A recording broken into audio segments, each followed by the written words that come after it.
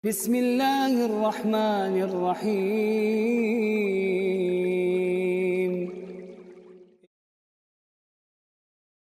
Tapi beliau ditanya lagi, siapakah manusia yang terburuk? Maka beliau menjawab, man tala umruhu wa sa'a amaluh. Itulah manusia yang diberi usia panjang tetapi buruk amalnya.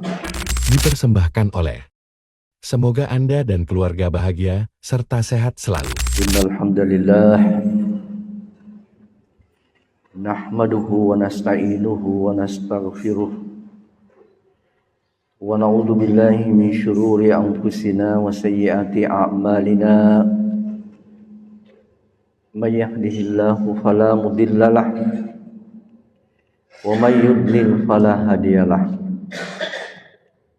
Asyhadu an la ilaha illallah wahdahu la syarikalah wa asyhadu anna Muhammadan abduhu wa rasuluh arsalahu bil huda wa dinil haq liyudhhirahu 'ala ad-dini kullihi wa kafa billahi syahida. Wassalatu wassalamu ala imamil muttaqin wa qaidil gurril muhajjalin sallallahu alaihi wa ala alihi wa sahbihi wa sallama ila yaumiddin. Faya ayyuhal muslimunal hadirun usikum wa nafsi bitaqwallah faqad fazal muttaqun.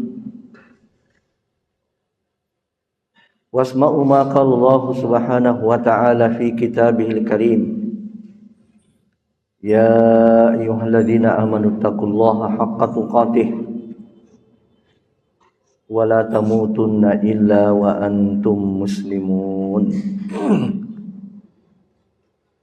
Wa qala Nabi sallallahu alaihi wasallam, fa inna khairal hadithi kitabullah wa khairal huda huda Muhammadin sallallahu alaihi wasallam wa syarrul umuri muhdatsatuha wa kullu muhdatsatin bid'ah wa kullu bid'atin dhalalah wa kullu dhalalatin finnar. Ma'asyiral muslimin, sidang jamaah salat Jumat rahimani wa rahimakumullah. Tidak terasa perjalanan waktu bergulir hari demi hari, bulan demi bulan, dan kita sudah sampai pada hari ini di penghujung tahun Masehi. Di satu sisi kita harus bersyukur kepada Allah Subhanahu wa taala atas nikmat usia umur yang panjang. Tetapi di sisi lain kita juga tidak boleh lalai melakukan muhasabah atas pemanfaatan usia, pemanfaatan umur tersebut. Karena itu kalau kita lihat di dalam sabda Nabi sallallahu alaihi wasallam, kriteria kebaikan seseorang diukur dari dua dimensi, dari dua faktor. Yang pertama adalah usianya yang panjang, dan yang kedua adalah amal-amal soleh. Seorang sahabat bernama Abdullah bin Busr radhiyallahu anhuma meriwayatkan sebuah hadis yang menyebutkan tentang kriteria manusia terbaik ini. Abdullah bin Busr adalah seorang sahabat Nabi sallallahu alaihi wasallam, hanya beberapa saat menyertai Nabi. Tetapi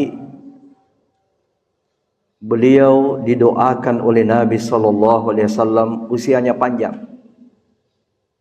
Ya'ish hadzal ghulam qarnan, sambil menepuk pundaknya. Kata Nabi, anak ini akan hidup 1 abad. Dan betul usianya mencapai kurang lebih 100 tahun. Dan dia inilah sahabat yang terakhir meninggal di negeri Syam, Abdullah bin Busr.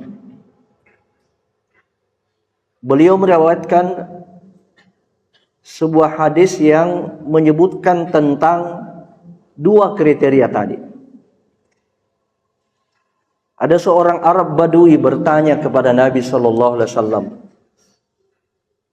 "Man khairun nas?" Siapakah manusia yang terbaik? Maka Nabi sallallahu alaihi wasallam menjawab, "Man tala umruhu wa hasuna amaluh." Manusia terbaik itu adalah yang panjang umurnya dan baik amalnya.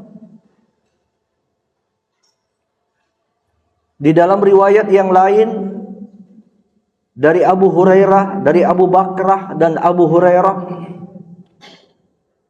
meriwayatkan ketika Nabi sallallahu alaihi wasallam ditanya tentang manusia terbaik, beliau jawab seperti tadi. Tapi beliau ditanya lagi, ayyun nasi syarr, siapakah manusia yang terburuk? Maka beliau menjawab, man tala umruhu wa sa'a amaluh. Itulah manusia yang diberi usia panjang tetapi buruk amalnya. Karena itu jamaah sekalian yang sama berbahagia, hadis ini menjadi bahan evaluasi kita di akhir tahun Masehi. Apakah kita ini termasuk orang-orang yang telah memanfaatkan waktu kita, usia kita untuk amal soleh? Sebab di dalam surat Al-Ahqaf ayat 19 Allah Subhanahu wa taala berfirman, "Walikullin darajatun mimma 'amilu." Bagi setiap mereka manusia ini ditetapkan derajatnya, tingkatannya nanti di hari akhirat, itu berdasarkan amalnya. Kata para ulama, al-jannatu darajat wan naru darakat. Orang yang melakukan amal soleh bertingkat-tingkat juga amalnya, bertingkat-tingkat juga surganya, berbeda-beda tingkatannya, dan tingkatan surga itu ke atas.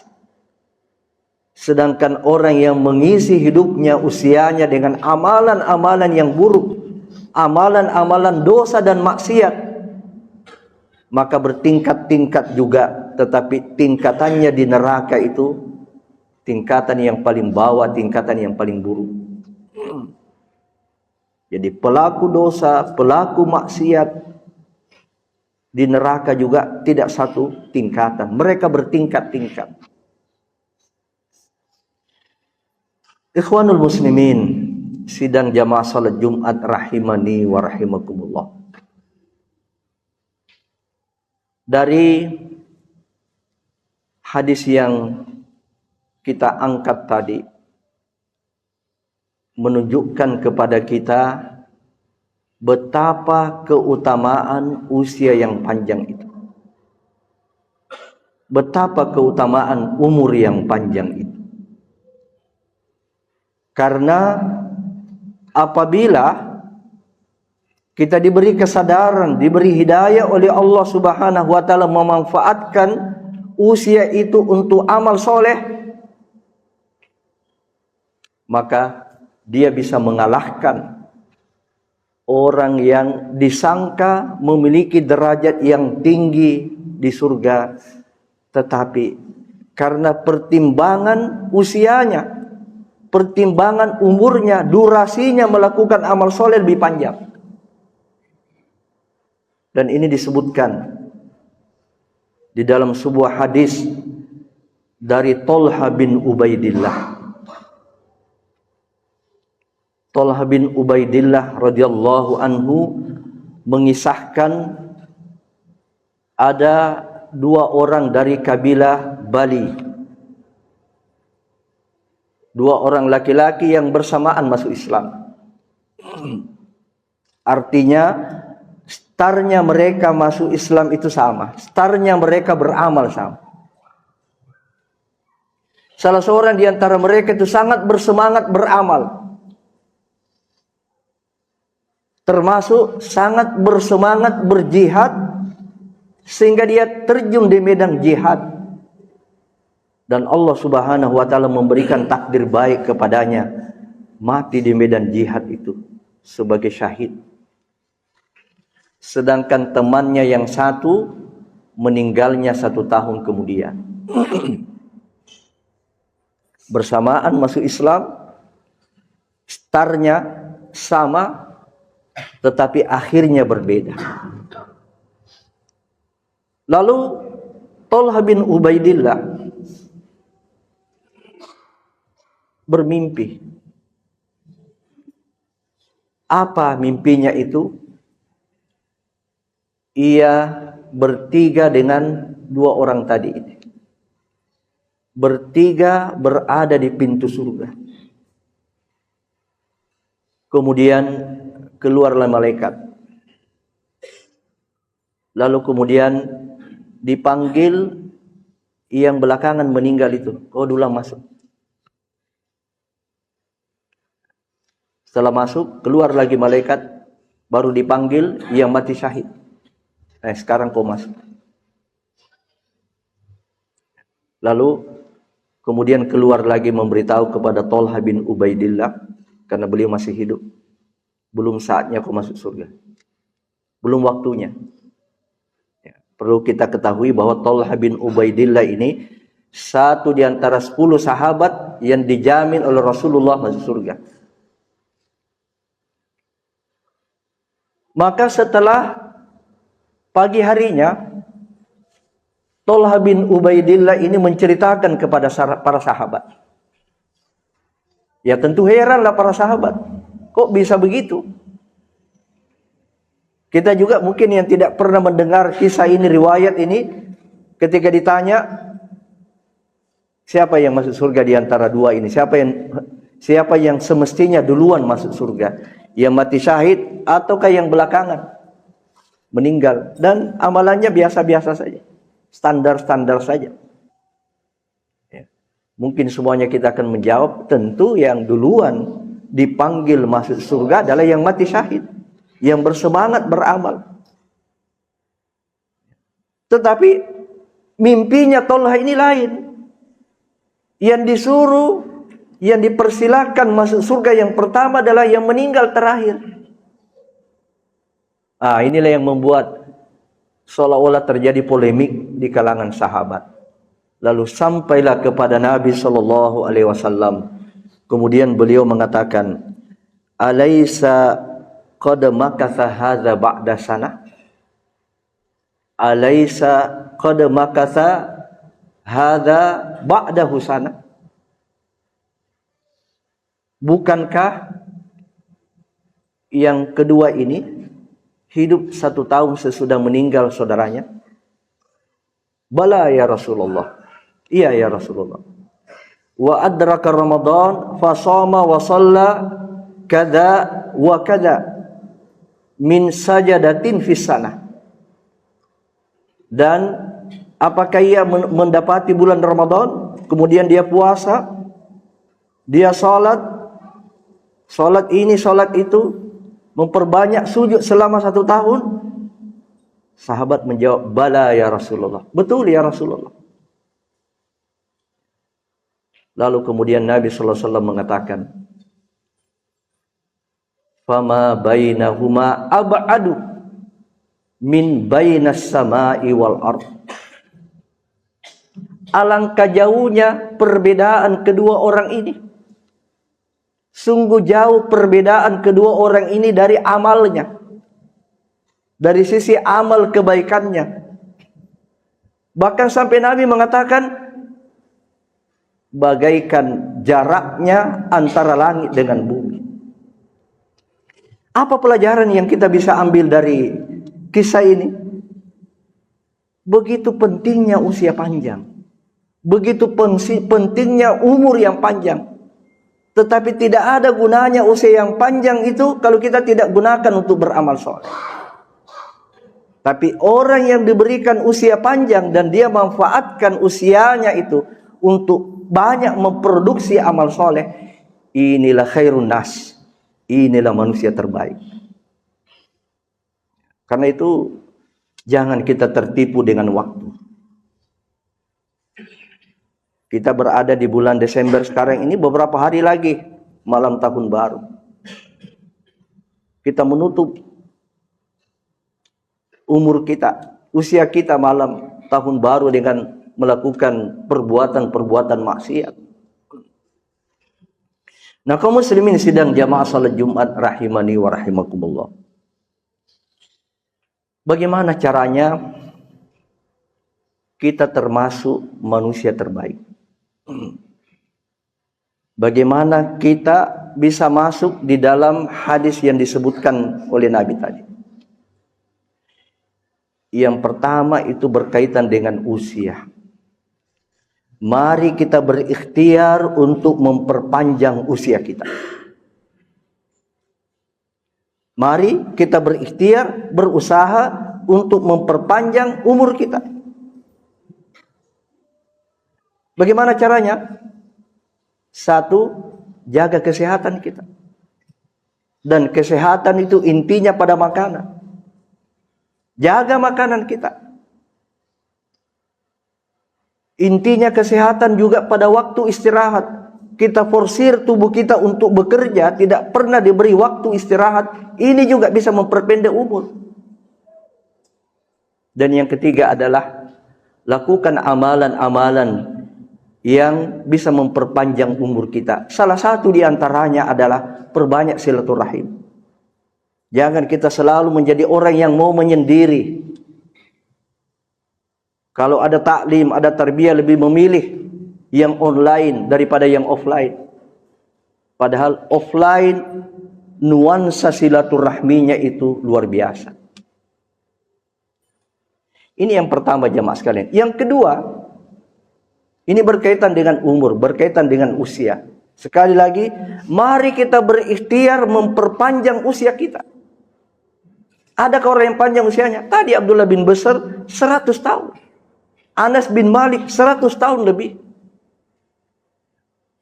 Yang kedua dari kriteria tadi adalah mari kita pastikan bahwa amal yang kita lakukan itu adalah amal soleh.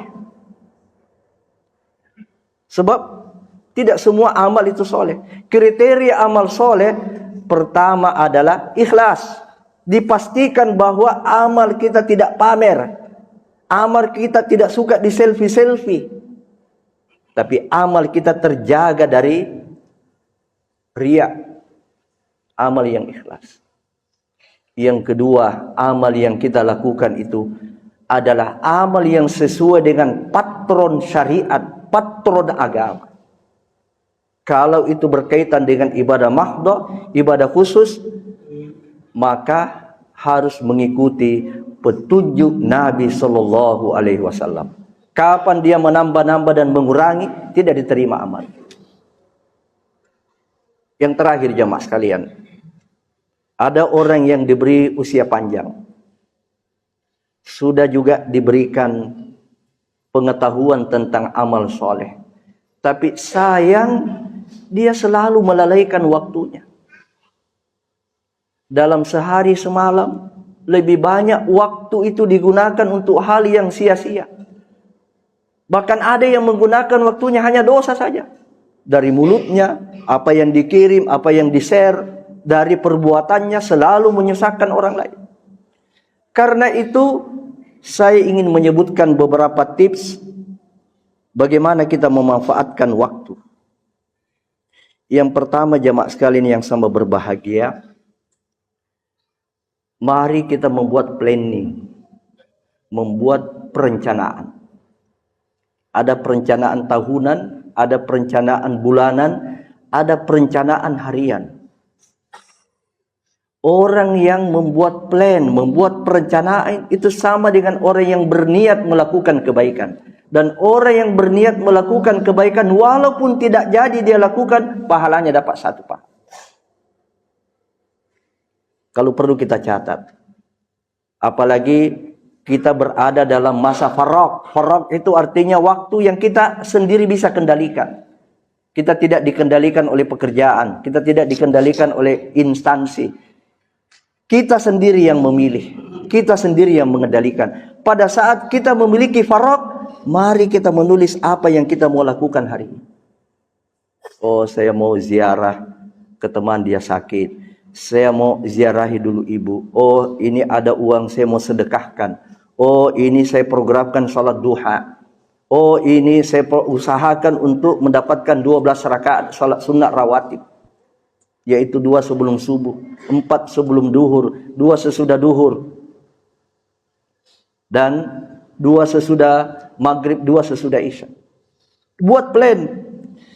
Yang kedua, jamaah sekalian, konsisten dari apa yang kita rencanakan itu. Jangan mudah berubah. Jangan mudah berubah. Sudah ditulis dari 5 program yang dilakukan, ternyata hanya 1 yang dilakukan. Kenapa? Karena tidak konsisten. Kita sangat mudah terpengaruh dengan agenda-agenda lain. Karena itu jamaah sekalian yang berbahagia, hati-hati juga dengan pencuri-pencuri waktu. Jadi ada juga yang disebut dengan pencuri-pencuri waktu. Pencuri-pencuri waktu itu ada gadget. Kita buka satu, tertarik buka lagi yang lain, buka lagi. Akhirnya kita tidak sadari waktu 1 jam hanya habis di situ. Kita tidak dilarang membuka gadget karena itu adalah sarana berbuat kebaikan kalau kita bisa lakukan. Sarana bersilaturahmi. Tapi ada orang yang tenggelam sampai lihat ada video, dia masuk ke situ. Yang kedua, ngobrol yang sia-sia. Apalagi membicarakan aibnya orang itu kadang-kadang enak sekali. Makanya di dalam Al-Quran disebut orang yang menggibah orang lain sama dengan memuja daging saudaranya, sama dengan orang makan coto. Makanya itu enak. Lama jadi lama.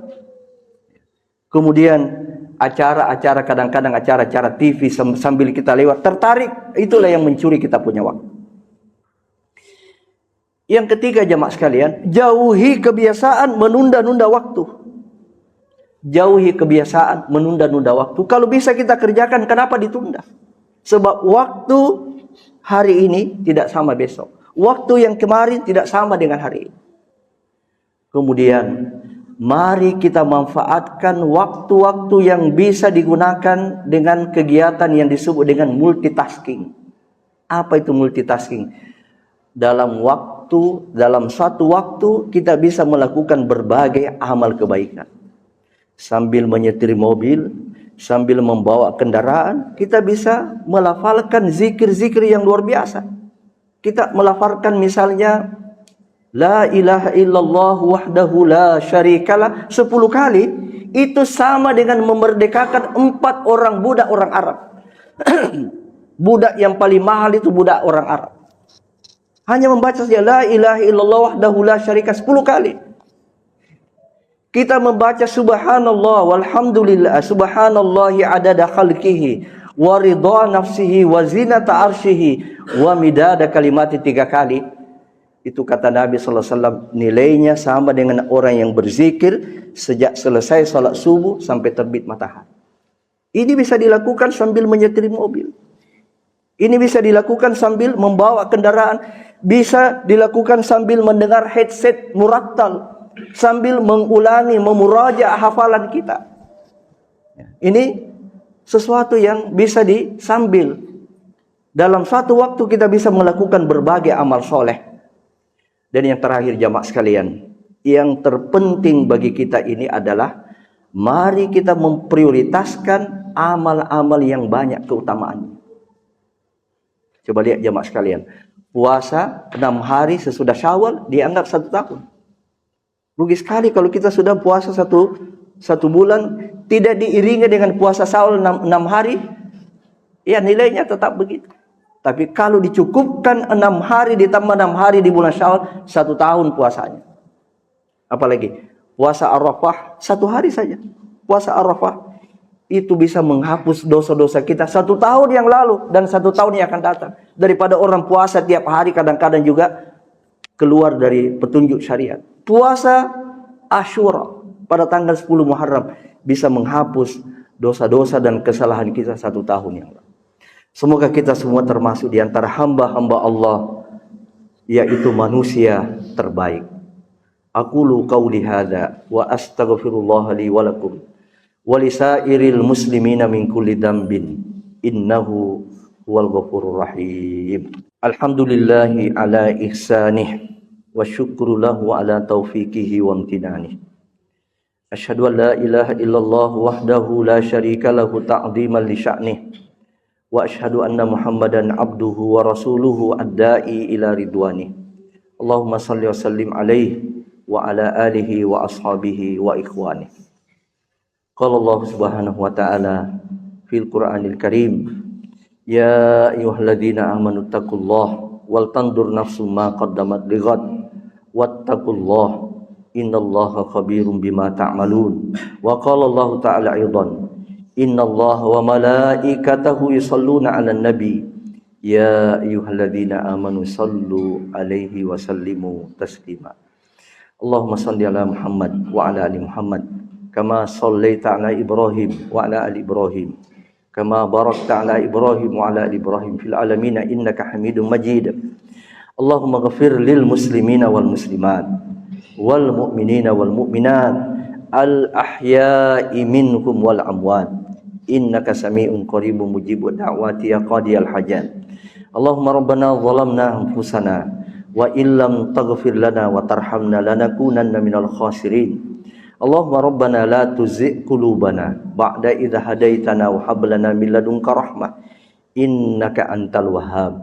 Allahumma inna nas'alukal huda wat tuqa wal afafa wal ghina. Allahumma inna nas'alukal huda wat tuqa wal afafa wal ghina. Allahumma inna nas'alukal huda wat tuqa wal afafa wal ghina. Allahumma a'izzal Islam wal muslimin wa ahlikil kafarata wal musyrikin wa dammir a'daka a'da'ad-din. Allahumma ansuril ikhwanana al muslimin al mustad'afin fi Palestin wansuril ikhwanana al mujahidin fi Gaza wansuril ikhwanal muslimin fi kulli makan wa fi kulli zaman. Rabbana hab lana min azwajina wa dhurriyyatina qurrata a'yun waj'alna lil muttaqina imama. Rabbana atina fid dunya hasanah wa fil akhirati hasanah wa qina adzabannar.